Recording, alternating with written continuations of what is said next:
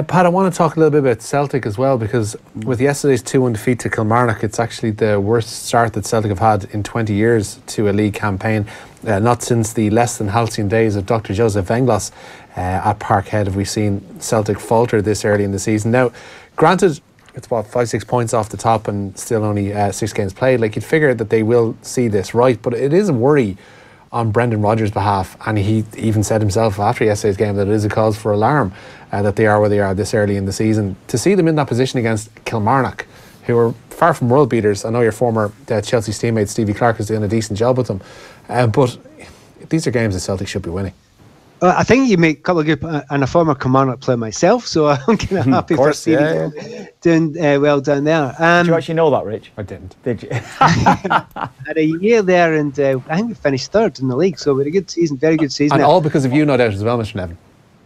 Well, I didn't quite wreck it for them, but nearly did. Actually, our last game of the season that season is an interesting one because it kind of fits in with that. Our last game of the season that season, we beat Rangers at Ibrox, which killed Rangers' chances to get 10 in a row, which is an amazing thing. So anyway, as you mentioned Stevie Clark there, and I'll get back on to Celtic in a minute. Sure. Stevie Clark is a top-class manager, right? So they've got a fabulous coach at the top level at Kilmarnock, right? So take that on board for a kick-off. And then you start looking around the league. Neil Lennon, he's a magnificent coach. He's an absolutely superb coach. Steven Gerrard, 1 defeat in 16 games at the start of his career.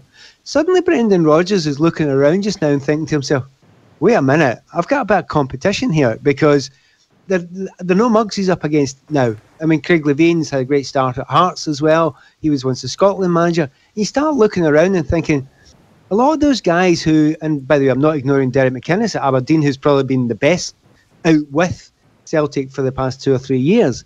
So suddenly he's looking around, Brendan, and thinking, actually, these are no mugs. We actually can't roll over these guys anymore because they've got good technical coaches in place. Now, Celtic have had a poor start. They've real difficulties at the start of the season with the centre-back position, lots of injuries.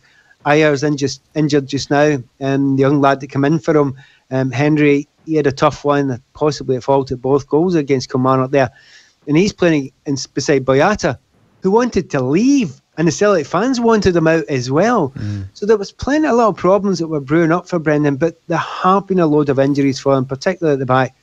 But on top of all that, he's lost Moussa Dembele. And Moussa Dembele was the main man. He was the top goal scorer when he was on the best of form. He was unstoppable.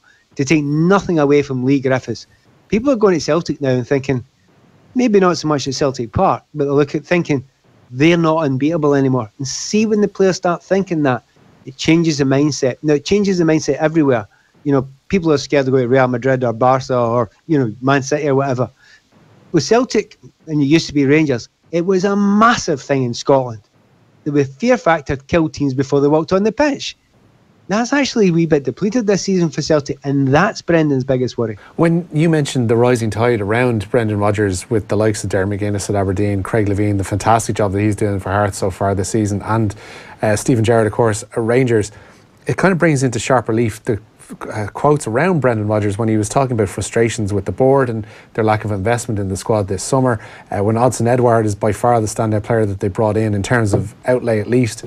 The quotes around when Moussa Dembele was leaving, when he first initiated that he wanted to go, Rodgers was saying, well, we can't sell our star striker without having somebody in place. And then, of course, they don't bring anybody in after that. I mean, he wasn't done any favours by those above him, it's fair to say, in the summertime. Yeah, and he said he wanted 3 things. He needed a striker to replace Dembele when he left. That's not really happened. He tried to get John McGinn.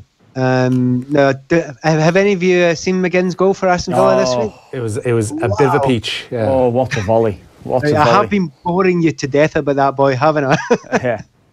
Yeah. He's fabulous. Well, I watched him at Hibs for 2 years there, and a bit more. He's just fabulous. He's a great player, and a joy to watch. Funnily enough, he was a wee bit found out when he stepped up for Scotland against Belgium, and had a tough time there. But then again, was playing against Belgium, and they're quite good. But he wanted McGinn, so he didn't get McGinn. Now, that's unthinkable that Celtic lost out on that, because he was on the doorstep. Everyone thought it was a done deal.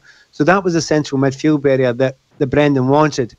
So, and he looked at centre-back as well, knowing he had a problem there and didn't get the ones he wanted there. So it's hard to point a finger at Brendan. Brendan said, this is what you need. Don't stand still. In football, if you stand still, you're going backwards. And I think he's like saying, come on. I want a few people to start saying this. Now, having said all that, they still spent much more money than anyone else. They still should be strong enough to beat everyone else.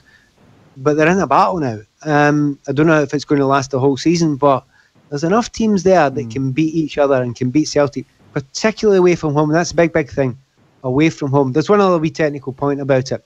The hunger and the kind of speed that they're going, it seemed to have dipped a little bit. And they don't seem to like playing in the plastic pitches either, which is a bit of a nightmare in Scotland because, you know, three of the teams in the Premier League are plastic pitches, and they're horrible. I hate them. You know, I just don't think you should play football at the top level on them.